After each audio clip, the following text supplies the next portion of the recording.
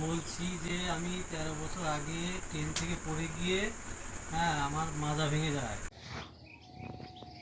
নমস্কার, আমি social worker পরেশদা, সবার সাথে সবার পাশে। তো গতকাল রাতে আমার একটা ভিডিও আমার কাছে আমার হোয়াটসঅ্যাপে আসে। এই ভিডিওটি সত্যি একটা খুব দুঃখজনক ভিডিও। তো তার কথা, তার যে ভাষা, তার যে আকুতি মিনতি, যে প্রার্থনা, সেই প্রার্থনাটা আমি শোনাবো। তার আগে তার সম্বন্ধে বলি। তিনি হচ্ছেন বিষ্ণু বাসা, বাড়ি হচ্ছে পূর্ব বর্ধমানের কালনা থানা। তো ভাতৃগ্রাম অঞ্চলে একটা বাসিন্দা। তো 13 বছর আগে সে যখন রেলের কর্মী ছিলেন, সেই রেলের কর্মী অবস্থা থাকাকালীন সে রেল থেকে পড়ে যায়, মানে ট্রেন থেকে পড়ে যায়। ট্রেন থেকে পড়ে গিয়ে তার কোমর ভেঙে যায়। আর এই কোমর ভেঙে যাওয়ার ফলে সেই মানুষটা কিন্তু একদম সম্পূর্ণ বেকার হয়ে এসে বাড়িতে বসে থাকে। আর বাড়িতে বসে থাকাকালীন তার সংসারের অবস্থা এতটাই করুণ হয়ে দাঁড়ায়, এতটা হাল, যে তার সংসার চালানোর মতো তার কোনো ক্ষমতা হয় না, তার পরিস্থিতি হয় না। এমতো অবস্থায় তার ওই বাড়ির যে সদস্য আছে, তারা কিন্তু সংসার চালাতে কিন্তু খুবই অক্ষুণ্ণ হয়ে পড়ে। আর তার একমাত্র ভরসা হচ্ছে এখন তার বাবা। তার বাবা কোনো না কোনো একটা দোকান থেকে সে মাত্র 2 থেকে 2,500 টাকা মাইনে পায়।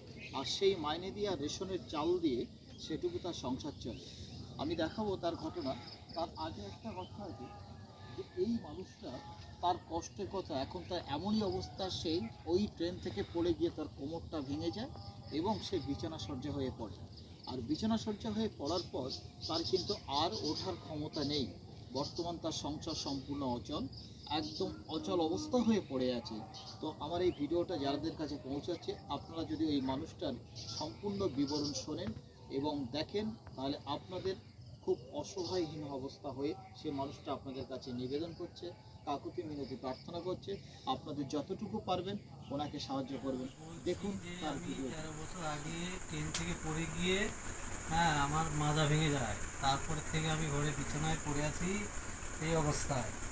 এখন আমি তো আগে যা চিকিৎসা করেছি, এখন আর কোনো চিকিৎসাপাতি করি না, করাতেও পারি না, পয়সাও নেই আর রোজগারও নেই। আমার বাবা একটা দোকানে থাকে, 2,000 টাকা মাইনা দেয়, সেই দিয়ে কোনো রকম সংসার চলে, কন্ট্রোলের চালমাল খেয়ে। এই অবস্থাতে আমি এখন চিকিৎসা করাতে পারছি না, খুবই অসুস্থ হয়ে পড়ে আছি। যদি আপনারা কোনো একটু সহযোগিতা করেন, হেল্প করেন, তাহলে একটু করবেন। আমি খুব অসুস্থ হয়ে পড়েছি, কারণ বাড়িতে আমার বউ আছে, মেয়ে আছে, বৃদ্ধ বাবা আছে, খুবই অসুবিধার মধ্যে পড়ে আছি।